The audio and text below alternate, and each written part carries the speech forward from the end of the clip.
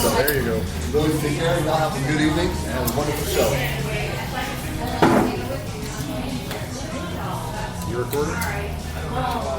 Hi, this is Jim, your Keys bartender. We're coming to you live from the Catch in Key Largo. We'd like to thank everyone that's here today. Today I'm joined by Natalie Barefoot from CET Law. Say hi. Hi. Hi. And Billy Wissinger, come on, from the Key Billies, and from Key Billies, Semantics. He's I guess he's a permanent member of the Keys bartender family.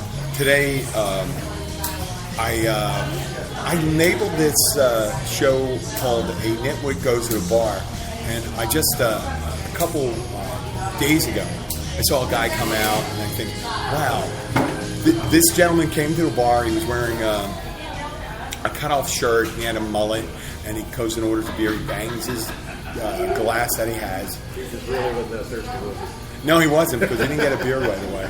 And I just thought, and said, if you know about My Fair Lady, I'm going to explain to Natalie about that I would love to walk by that guy and say, you know what, to another bartender, I would be happy to, within 3 weeks, trade. If I could spend time with this guy, I'd be able to present him at a happy hours at P.F. Chang's in Miami, and he would be accepted there. Not that that's the highest thing, but that's on the plane. Oh wait, is it in the plane? Okay, I know that. You know what? It's weird. If you saw Billy and I both know songs from My Fair Lady, and this lovely young woman to me, but she doesn't know My Fair Lady. I could sing. What was it? All I want is a room somewhere far away from the cold night air. You know, and I could do almost half the songs there. And it's a beautiful musical. Professor Henry Higgins and Eliza Doolittle. And You've never seen My Fair Lady? No. Not. Okay, well, Pretty Woman's based on it. There we go. Yeah. Pretty Woman. The modern and remember... I think My Fair Lady was kind of based on Cinderella and Pygmalion, but Pygmalion was based on Cinderella, that thing, and then where you take someone. I like it better when she calls Henry Higgins and goes to the flower shop. Oh yeah, that's Pygmalion. Oh, Pygmalion. Oh yeah, and I remember the woman in it. Who was it was that guy, that dandy who was playing Ashley in Gone with the Wind. He was Henry Higgins. Yeah, the blonde-haired guy was Henry Higgins in the Pygmalion. Yeah. Oh, no, that's My Fair Lady. No, My Fair Lady in Pygmalion. It was the guy that played the Purple Pumpernickel, I think, or something like that. It's oh my God, I'm 53 years old, and I'm recalling things that only people in their 80s or late 80s would understand, because this was the 1930s. Yeah, I'm still getting it. You're getting it? You know, the Purple Pump. My God, we are losing our demographic as I speak. I think they'll just be peeling off, not listening to this. Well, But you know, Lawrenceville, I don't know if they're doing Lawrenceville for reruns anymore. So we can probably you know what? That was torture. I was not Lawrenceville. They did a bit on Saturday Night Live with the Kristen Wiig would come in and they do Lawrenceville and the 2 and the 3, and we have these three beautiful sisters come in, and he had that Norwegian accent that Lawrence Welk had, and then they start singing. The girls singing, they're in their 1950s cocktail outfits, and then all of a sudden the third sister come out. She has the tiny, super tiny hands and a super big forehead. The special sister. But I think all Lawrence Welk was like that. But that guy, that was a Sunday. That was. Oh, Hee-Haw? I'm saying Hee-Haw. There we go. I don't know how we got this far afield, but I'm going to come back to that. I'm going to come back to all that. I wanted to open up with, we're coming to you from the Catch in Key Largo. Happy hours here from 3:30 to 6:30. Today they have a special event for BPW, right? Are you here for it? I'm going to hang out. I'm going to stay for really? Women's Night Trivia.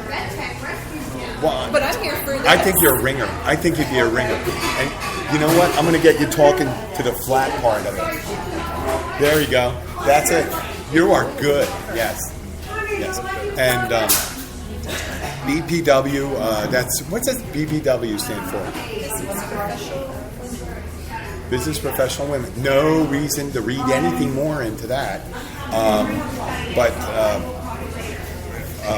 I was talking about with the show here. We're going to head into Cruise Week.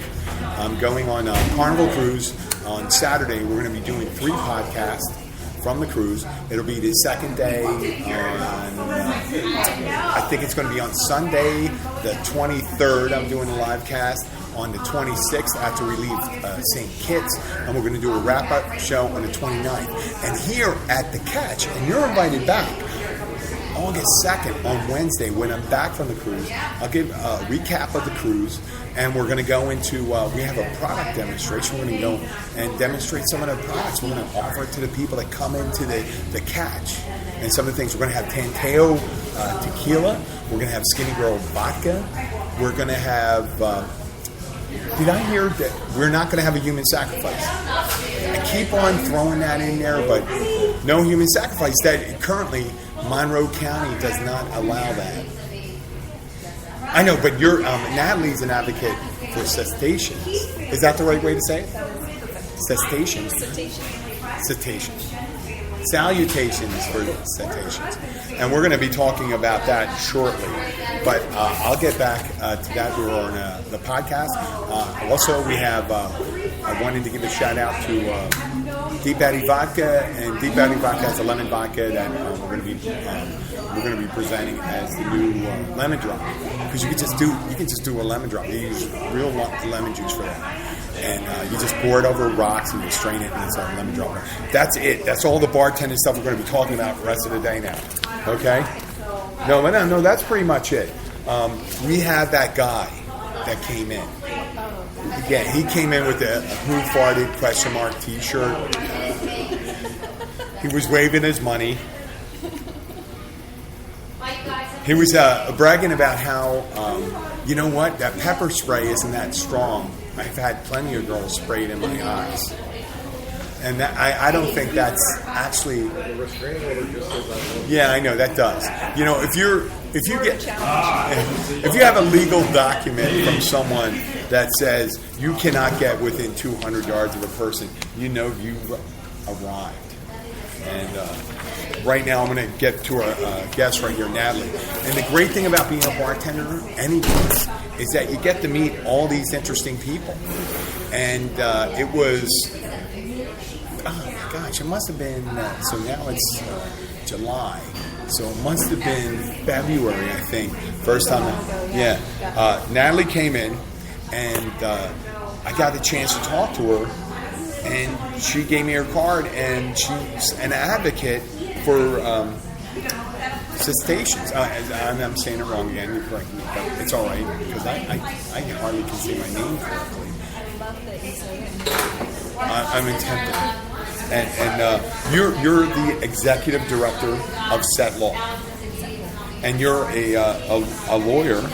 And I saw all your qualifications; it's quite impressive. Natalie does not appear to be that.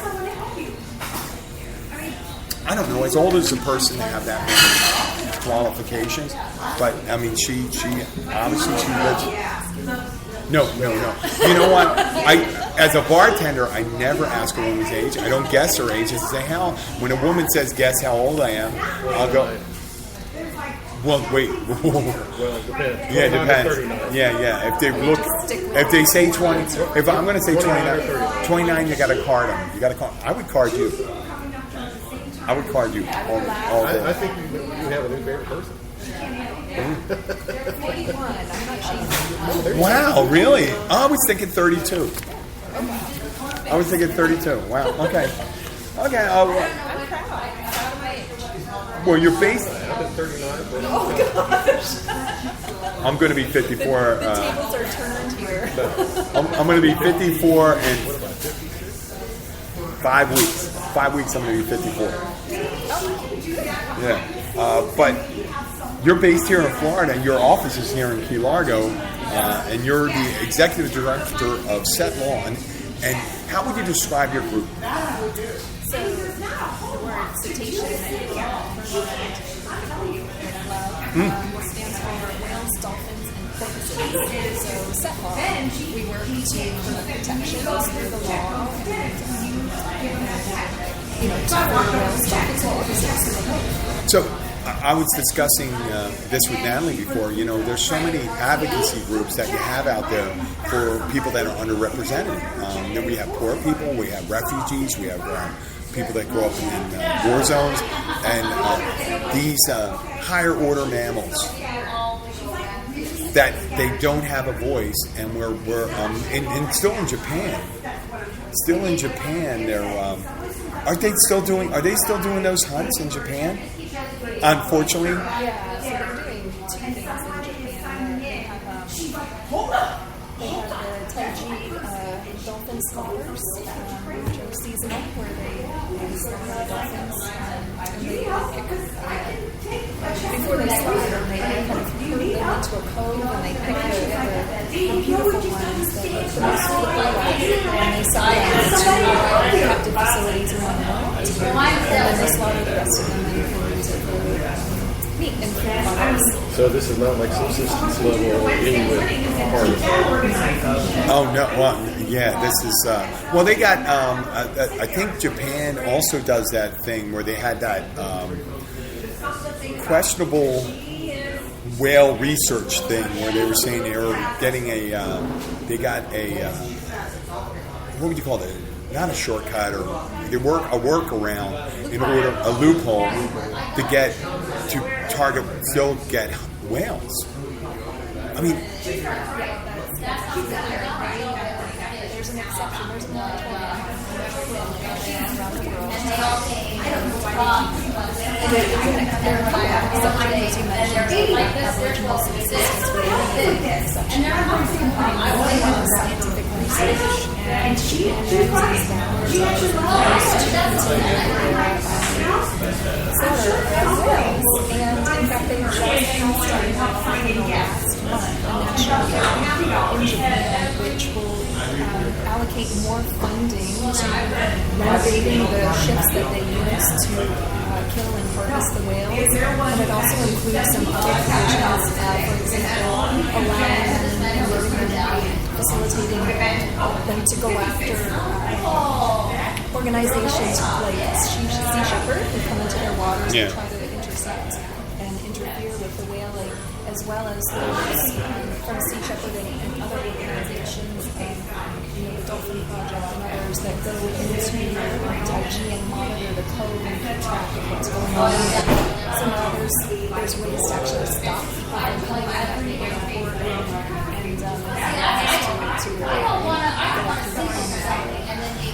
So Natalie, what do you? I see here you do. You're getting a lot of information out there. What does CET Law do to combat these things that are occurring to our whales, dolphins, and porpoises? Where do you go? Where do you go with your information? So yeah, we work a lot with different destinations. Right now, two of our main projects are climate change. Here's the first one, and with that, we've been working with different areas, for example, the Pacific Coast and whale watching companies are becoming interested and concerned about how climate change is going to affect climate change forces the whales to migrate differently.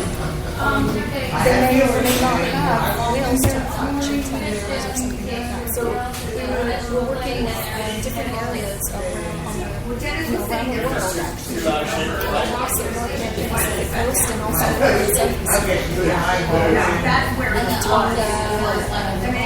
There's a big whale watching community who just produced a video on climate change and Pacific Island whales, kind of examining what may happen to the whales because of climate change and looking at how the whale watching industries can adapt and how the countries can adapt to mitigate the effects of climate change. And the other cool thing we're looking at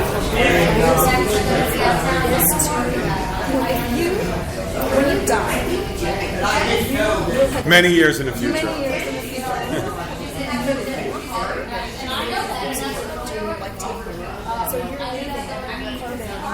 just by their existence, whales, not all of them, but some whales, and we're researching into this more and more, that whales, especially the big whales, actually are absorb carbon more than they emit. So the whale to the whale, they're actually emitting change. And they do that through 3 different ways. The first way is when they defecate. Oh, really? On the surface of the water, they bring up nutrients that help zooplankton and phytoplanktons to regenerate. You can say it. They're shit, right? Shit, they poop. And so when they do that, they're providing nutrients for photoplankton and those photosynthesis. yeah. The atmosphere, so that helps whales. The other way they do that is with their tails, and when they're moving in the water, actually by diving deep and coming out of the water, doing the same kind of bringing nutrients up towards the surface where it's absorbing. That brings it back to like the Keys bartender, because in order to make a proper cocktail, you got to mix it up.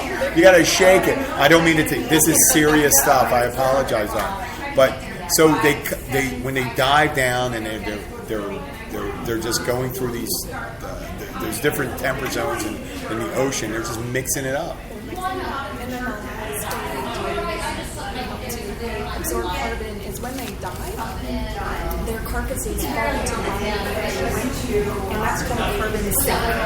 So unlike a forest that will absorb carbon, by the time the trees die, they actually start emitting carbon again. So whales aren't like that. They actually take all the carbon that they've absorbed with them and they bring it to the bottom of the ocean. So we're trying to work with some countries in different areas around the world to help increase protections for whales, because healthy and robust populations of whales need climate change mitigation, and that we can help contribute to reducing the carbon emissions. This is going to be a tough. I hope it's not too tough a question. Have you considered? We mentioned about considering some of these species, non-human people. Have they considered? Have your group considered addressing The Hague or presenting a case to The Hague and saying these are non-human people deserving of rights and not just endangered species? That we are. I mean, you have. If you can declare them as non-human people and people deserve rights, then obviously, I'm not a lawyer. I was a political science major. But you know what? Behind every political science and history major lurks a lawyer. Yes, that's why we got. Oh yeah, poli-sci. And that's kind of like why we see eye to eye, right? You can see it. So, what do you think, though? Did we ever try to? I mean, is there a case to be made? There are some cases to be made, and CET Law doesn't do that work, but there are some organizations like the Non-Human Rights Project that's working its way. When they have whales on their radar, they're strategically working their way through the ecosystems using something called which was used when humans, slaves, were considered humans. Oh, well, I mean, it was a Lincoln, Abraham Lincoln. It was, of course, presenting the body. Presenting the body, bringing forth. It's Latin. And as a lawyer, you're very good with Latin. I went to Catholic school. Then you're better at that. Oh, my God. I thought you had a problem. You had a thing about Catholic schoolboys. Yeah, you do. I can tell. I mean, the way she's looking at it. You don't see it? No. You're looking at it that way too, Billy, right now. Do you have a thing for Catholic schoolboys? I work Catholic. Oh, damn it. I thought you were Jewish. Yeah. A Jewish guy? Oh, man. I had 2 study halls. I didn't have to be catechism. I had a friend that was Presbyterian and we're getting off subject again. I am so sorry. But this is just the part. I just, every time on the show, I was saying, hey, you know what? That's the ego. You know what? I have an ego problem, it looks like. So we were talking about the project where they were they were working on getting non-human rights. Recently, the Ringling Brothers discontinued. They went out. They're practically out of business because of elephants. I mean, you think about within zoos. If you think about it, and I know this isn't your shtick, but I know you can make you can make the comparison to it when you see these animals we put in zoos. It used to be when I was a child, you'd have this lion in a sterile concrete environment. And it has to be like putting a person in years ago, 200, 300 years ago, we're putting someone in solitary. It's sticking someone in solitary, and it's torture. It is torture for these animals. And then recently, we've had people that are designing. Now these zoos are actually good to preserve. It seems like they would, because they're encroaching on the habitats, right?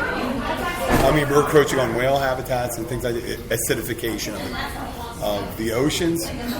I mean, we have whales exist on plankton, dolphins and porpoises on feeder fish, and all these things. And once these, I think recently, it was a year ago, they said 75% of the species that existed over 100 years ago are extinct now. And they're going to go, I mean, it's just like, how many more do we need there to realize that we're going to really break the cycle? Because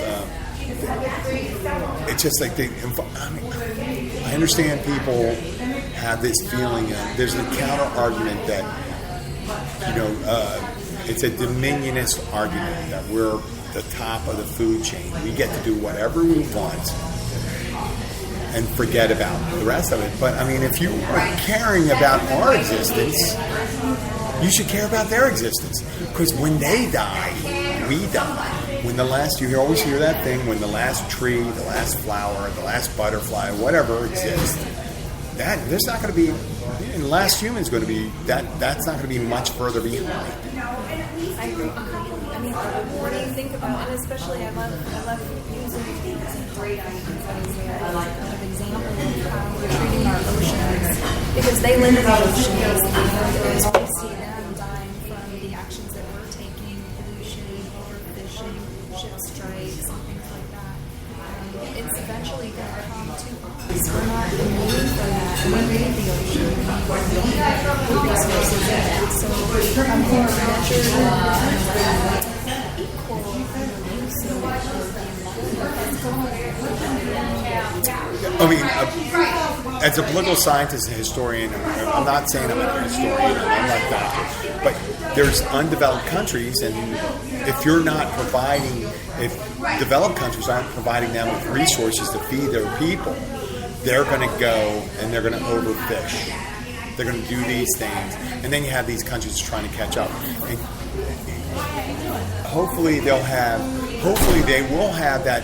Countries will have that foresight. I mean, Billy, you're a musician, and I know you believe in this stuff. I do. Maybe I'm wrong. You have an artist's soul. You do know that we. I grew up in North Georgia. It doesn't matter. I swear to God, North Georgia, they have a heart. We do, but we also believe firmly believe in subsistence economy. Well, I mean, you need to have. Exactly. Oh, good. Okay, there you go. Yeah, that's right. No, so don't kill it all just because it's there, but take what you need and respect it. Okay, well, that goes to the thing. There's this really interesting podcast called Historia, and it's about a German scientist that develops a chemical that increases food yield, and it happened in the late 1900s, early 1900s. He also was instrumental, and I mentioned this before, in developing Cyclone A. Cyclone A. Cyclone B was the one they used in gassing the Holocaust victims. And he was Jewish, but his discovery helped increase food yields, that helped increase the population growth. It was like they were having a problem in the late 1800s of developing enough food for people. And his major thing was, actually he probably created more people than that were hurt. So, but in the end, it may hurt. Because there's more people because you had more food and you develop more people and you keep on going. on and on. But historian, this guy explained it to the kid, and that's the way I look at things. I look at things in patterns. But when countries develop, they have high population growth. It's because they have high infant mortality. They have a low median income, and people produce children in order to exact survivability in the future, and to have people to care for you. I grew up on a farm. How many children with the farmhands, man? Yeah, What are you talking about? No, but you got a big family. Somebody's got to pick those beans. well, so you're confirming that, then, right? Okay. So in these developing countries, how are you going to tell somebody if they're poor, 2 kids? They need 7 kids because you don't know if 4 of them are going to die before you even get out of the infancy.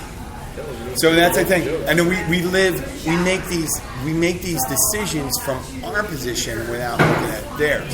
So we got to make the commitment, unless we're willing to do these things. And now I'm devolving into, policy and stuff like that. But some people think, you know what, we're going to live our lives here. We have a certain way of living here in the United States, and that's what we're going to do. Yes, we need hope.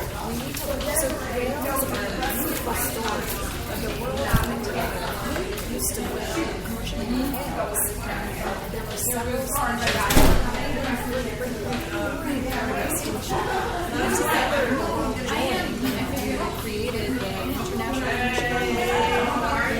on a moratorium on whaling. Again, this was to bring the populations back so that we could continue to commercially hunt there. So there's an economic incentive. That was the driver. It wasn't about any sort of love for the whales or the ocean. It was an economic driver.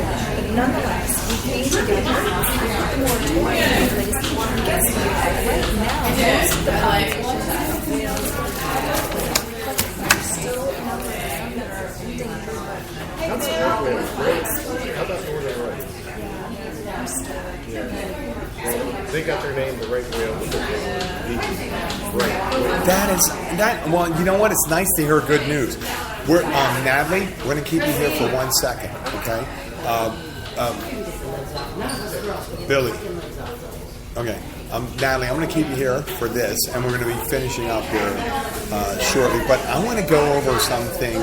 It's going to be a special section of the show today, and we're going to go. I've noticed that there were some really different names for wine and beer. And listen, don't let Natalie participating in this change your idea of what her seriousness is or her commitment to CET Law. It's called the wine and beer name game, and some of them are kind of pretty, out there. So I'm going to name right now. I'm going to name 2, and you're going to pick. I'm going to pick 2 names. You're going to tell me which one's the real one and which one's the fake one. It doesn't really matter, does it? Doesn't? Does it matter if it's wine or beer? Okay, Billy. I'm going to give you 2 names. Oh no, you're going to do it too. I'm going to ask both of you. Natalie, I'm not going down for you. Come on, you're right. Okay. I'm going to give you 2 names, and you're going to pick the one that's a fake one. Okay. The first one: Fat Bastard and Naughty Priest. What's the fake one? Fat Bastard. No, Fat Bastard. No, that's a beer. So Naughty Priest. That's true. Yeah. My wife is bitter. Lonesome Nun. That's the real one. Okay, this one. Now, you both guessed. Don't know. Polygamy Porter or Black Plague. I'm thinking probably Black Plague. What do you say? Oh, you say Black Plague's the wrong one? Okay. No, Polygamy Porter's the real one. No, it's not. Oh, it says Warren Jeffords. It says, unless you get a bride before 13, it's not really worth it. Okay. Optimus Prime or Dirty Uncle? I think Dirty Uncle I've actually seen. No, it's Optimus Prime that's the real one. Dirty Uncle's made up. I made that up. Oh my God, I'm going to make up some names. I think I have it done. Okay. Nasty Crotch or Broke Ass? The real I'll go with broke. I can't imagine anything Max's garage. A broke ass is the real one. Okay. Okay, well, this one's going to be a little tougher. Smelly hobo or butt face? No, you don't agree. You don't have to agree. I have actually met Smelly Hobo.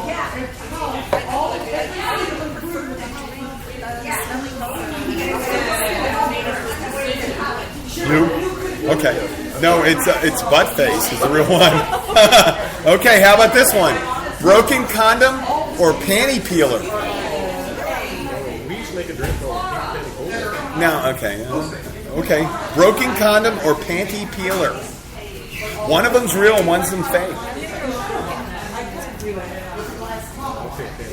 Okay, Billy's right. You're wrong on that I one. had great catchphrases for that.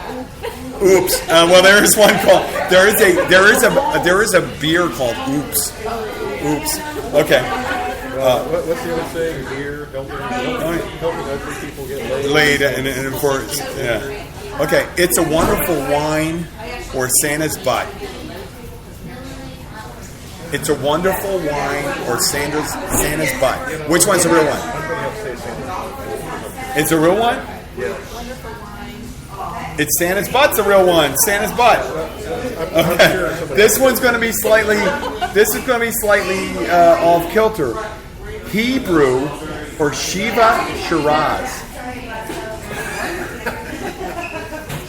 Well, I have drank my Hebrew or Shiva Shiraz. I had drank my fair share of that sugar. I've never seen or encountered that. But he brewed it. I hope that's the real one. Okay, that's the real one. Dong gonger or foreskins. What's the real one? Neither, really. Which one? Which one? I would hope neither. Pick one. It's one. Oh, okay, I'll go with this. Okay, foreskin's the real one. Oh my God. Big package or well hung? Boy, that's an optimistic term. Big package. I think it's You're right. Natalie's one. It's well hung. It's well hung. It's one big package. Okay, this one's French. It's le vin du merde or eau de pissoir. Pissoir. Eau de pissoir or le vin de merde, which is shit. Yeah. Très bon. Is the real one? I'll go hand them out. You're right. Okay. This is the last one. It's bung's hole or anus.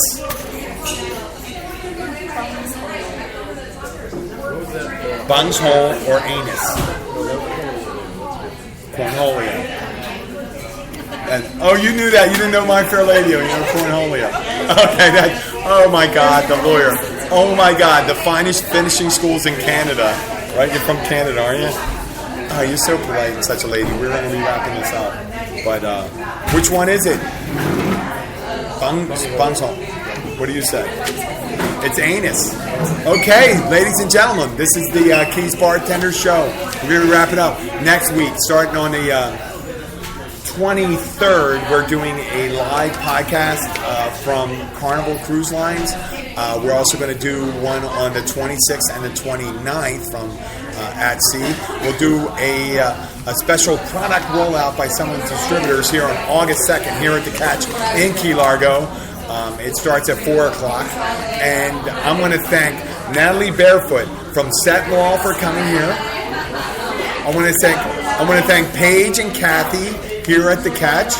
I want to thank my friend Cheryl Holt for being here. She just got released from prison. But don't stop coming here because of that. No, she did not get released from prison. But she runs the visitor center here in Key Largo. It's a great place to stop as you're going south. The first visitor center when you come in. The yellow building when you come in. And Cheryl's staff will take care of you. They'll hook you up and they'll do a great job. I'd like to thank Diane Barber. I'd like to thank Sean Dickens, Holly, Kristen, everyone that showed up tonight. Marcy over there in the corner. Beautiful Marcy, thank you. We're going to come back to you we're doing the C shows, and we'll be coming back. And Billy, what shows do you have coming up? Tomorrow night, we are here at CET with the buildings from 7 to 10. I am here Saturday at Yeah. I had rumors that you were going to do a real live murder mystery where you actually kill someone. Is that true? Okay, there we go. That's not true. Let's do it. Hey, that's the wrinkle on that. And once again, Deep Eddy Vodka, thank you. They're going to be one of our new sponsors here. And Bug Off Skeeters. My friend Joe from, if you know Joe from Hair's What's Up, you know Hair's What, Up Your Hair in Key Largo. It's a salon. That's where I get my hair done. You see this beautiful head of hair right there? What do you think I look? How would you describe me? How would you describe me to the public? How do I look? Like a Woody Allen type? Well, he just took off his glasses. I think he's trying to. How about Richard Nixon? I'm going to go for Tricky Dick. No? Okay, thank you. There's someone, but I can't capture the name. Is it Jesus?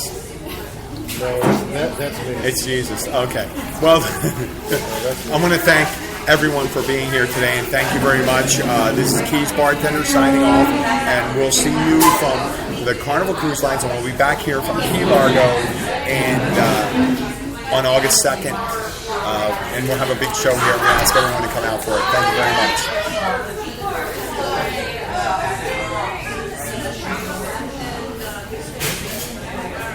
I'll let it play.